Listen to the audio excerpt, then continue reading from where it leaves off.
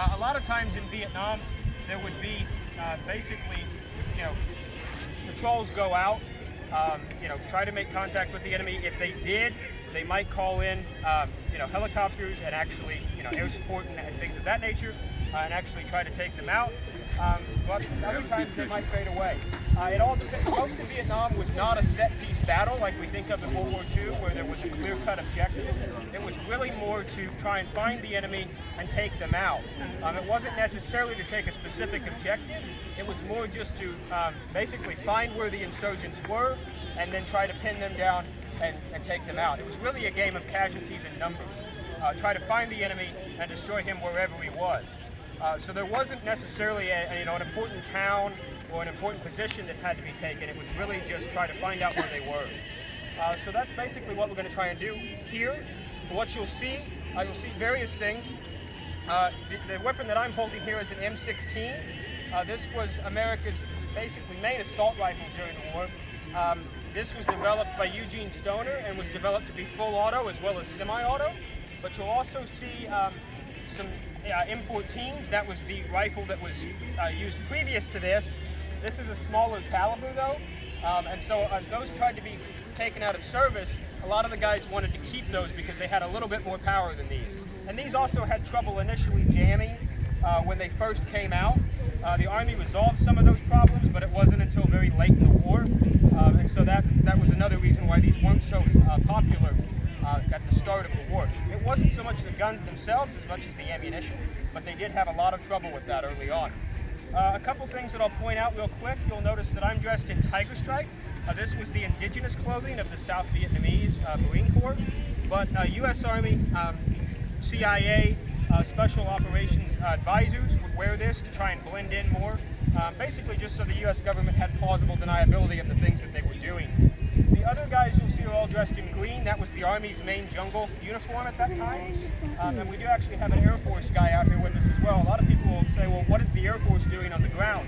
Well, almost every team that went out would have had some form of Air Force controller so that he could call in airstrikes and other things of that nature with pinpoint accuracy, because a lot of the Army guys weren't trained to do that as heavily as the Air Force ground control was. So there probably would have been one of those in each team.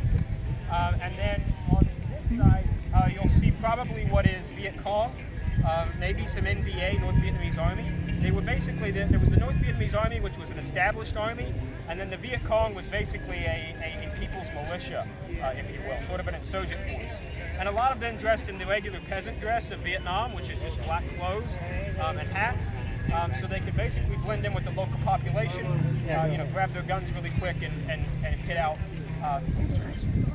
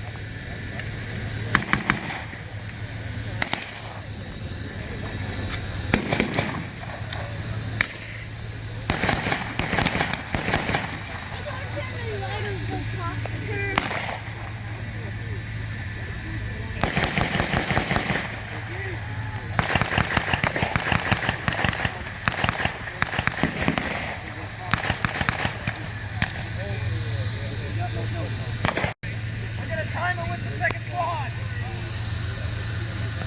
Keep up the fire! Blackie! Move, Blackie!